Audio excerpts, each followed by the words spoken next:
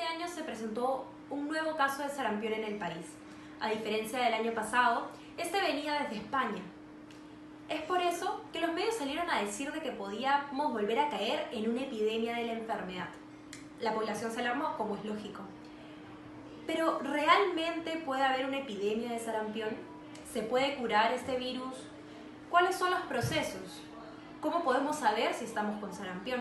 Estas son algunas de las preguntas que el doctor Carlos Medina, infectólogo de la clínica San El Golf, nos responderá el día de hoy. Bueno, mi nombre es Carlos Medina, soy médico infectólogo, hice mi pregrado en la Universidad Federico Villarreal, he hecho la especialidad en la Universidad Cayetano Heredia. ¿Y por qué elegí infectología?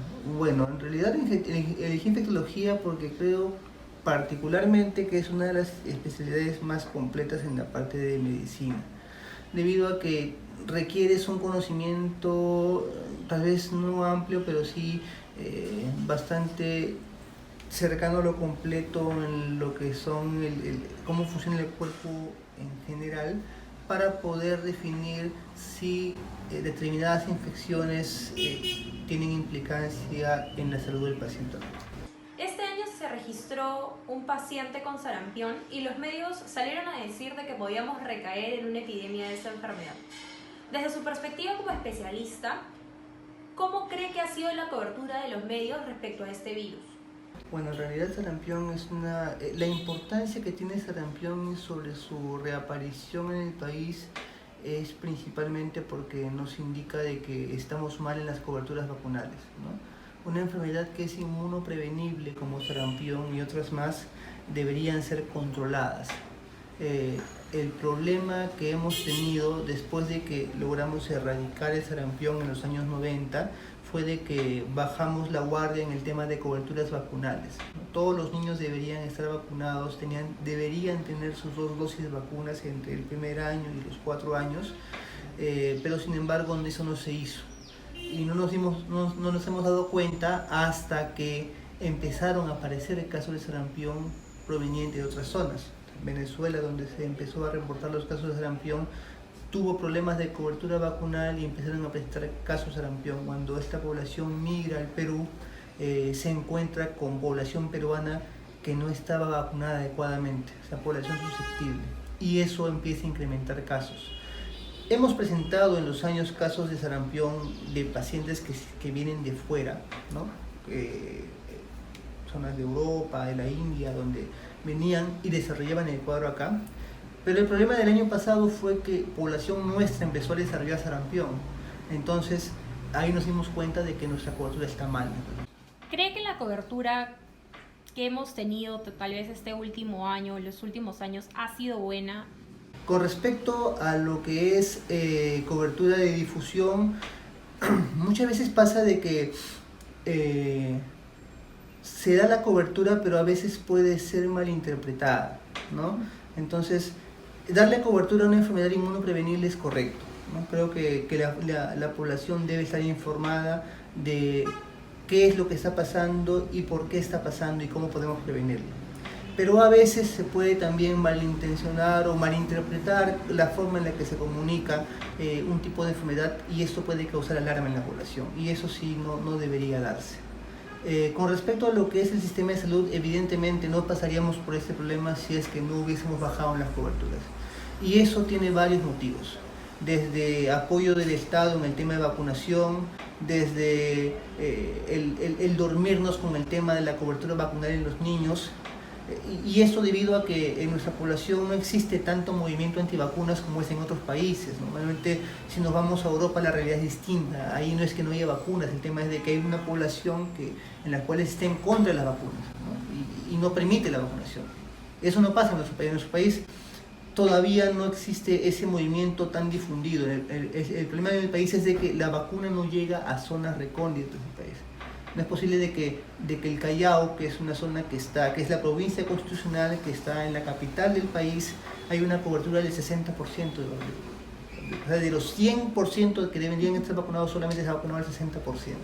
Entonces, todo ese resto de población es una población que está susceptible a infectarse. Y es población en donde el año pasado se presentó la mayor cantidad de casos.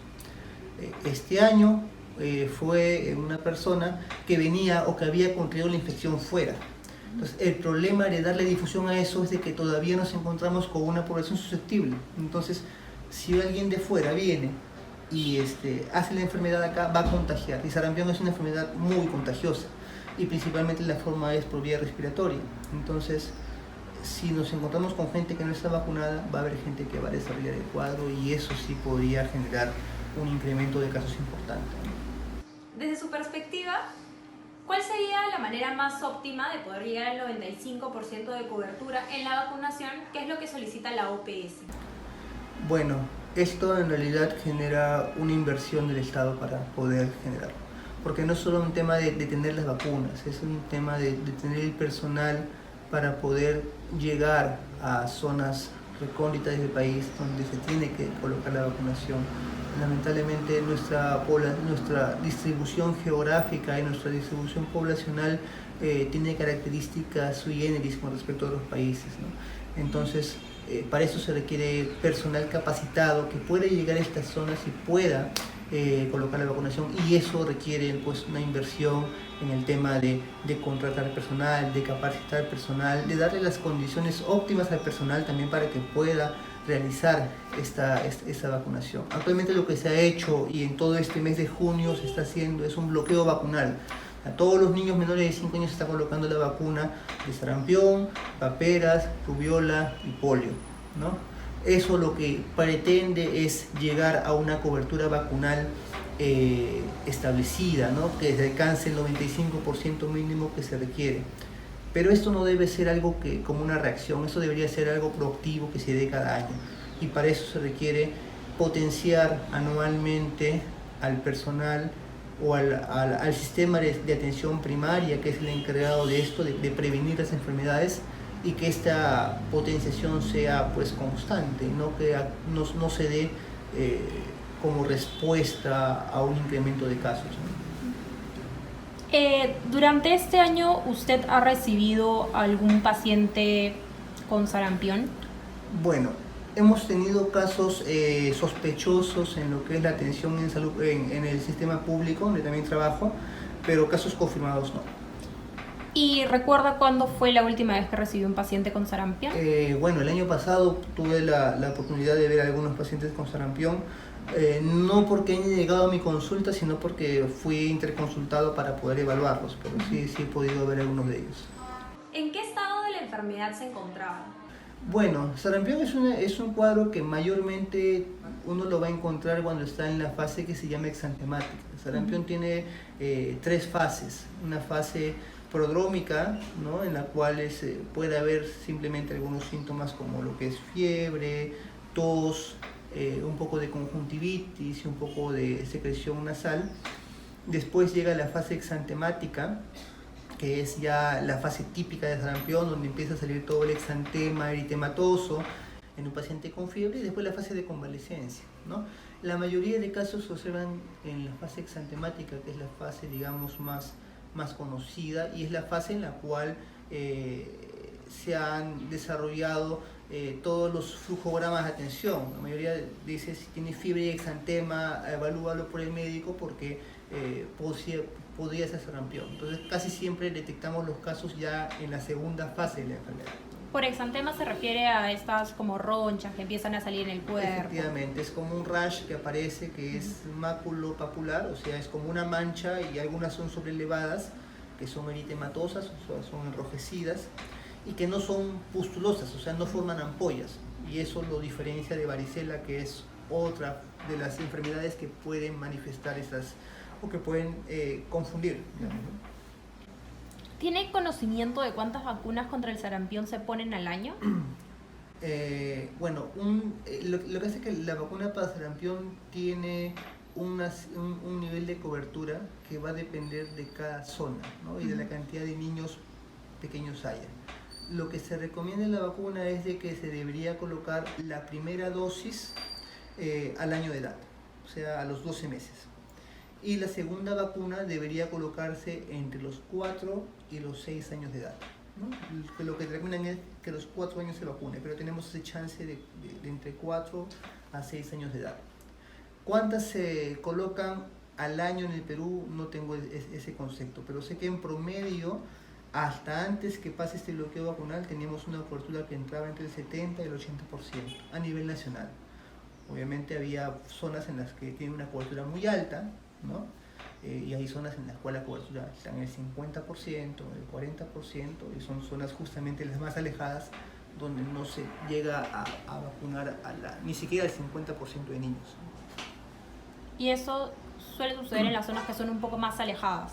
Sí, suelen principalmente suceder en las zonas en las cuales están alejadas y no tienen pues un sistema de atención primaria que pueda pueda brindarles atención en salud, ¿no? Luego de que se aplica la primera dosis contra el sarampión, ¿cuáles son los siguientes pasos? Bueno, lo que se refiere es de que con la primera dosis de la vacuna, el 95% de la población vacunada solamente con una dosis va a tener una protección a los 12 meses, ¿no? Y el 98% a los 15 meses. Entonces, ahí te quedaría un 2% de la población que todavía no ha alcanzado la protección adecuada con la primera dosis. Y a esa población es donde se enfoca la segunda dosis de la vacuna. Entonces, vacunando las dos dosis, se tiene el concepto de que el 99% de la población va a estar protegida. O sea, va a desarrollar anticuerpos que le den protección contra el sarampión. Ahora, me dirán, ¿qué pasa con ese 1% que no logra desarrollar la respuesta inmunológica o la respuesta de defensa a pesar de que se vacunó 2 veces? Ese 1% podría ser susceptible y podría enfermar de sarampión al estar en contacto con un paciente. Entonces, ¿debería colocar una tercera vacuna? La respuesta es no. Primero porque no se ha demostrado de que esta tercera vacuna vaya a hacer de que alcance los anticuerpos necesarios, pero lo que va a pasar es de que al estar el 99% de la población protegida, esta población le va a dar una protección a este 1% que no ha logrado. A eso se llama efecto rebaño. O sea, que es el hecho de que toda la población alrededor, ese 99%, es como un escudo que impide que este 1% desarrolle enfermedad y se contagie. Es por eso la importancia de llegar a esas coberturas vacunales, para que a pesar de que haya población susceptible, esta población no se vea afectada, porque va a haber como un escudo de población que va, al no infectarse, no va a contagiar al resto. Okay. ¿El sarampión se contagia por medio del ambiente? Sí, el sarampión es una de las pocas enfermedades virales, de las pocas enfermedades infectocontagiosas, junto con lo que podría ser tuberculosis y con tuberculosis que se contagian por vía aérea, ¿no? Muchas infecciones se contagian por vía aérea, pero la diferencia está en que cuando, por ejemplo, uno tiene gripe, tiene influenza, uno al expulsar estos virus, las moléculas en las cuales se transporta son grandes, y al ser grandes van a caer rápidamente al piso y no van a viajar distancias muy prolongadas. Entonces uno se va a contagiar si está en contacto con una persona por lo menos a 1 metro, 1,5 metros de distancia. Más allá ya no hay esa transmisibilidad, ¿no? Y la transmisibilidad se da porque la persona se desplaza. Pero en sarampión las moléculas que se expulsan son bien pequeñitas. Entonces, al ser tan pequeñas, el aire sí va a transportarlas y el viento las va a llevar a zonas mucho más alejadas.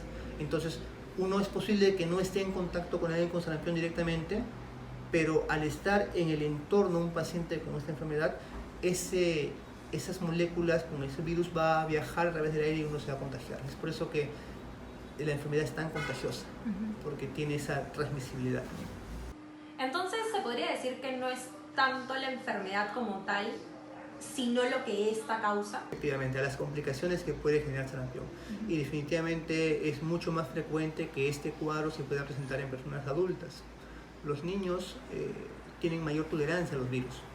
Los adultos, como ya su sistema inmunológico, digamos, ha empezado a diferenciarse y a ser más específico, desarrolla respuestas más potentes ante la infección viral.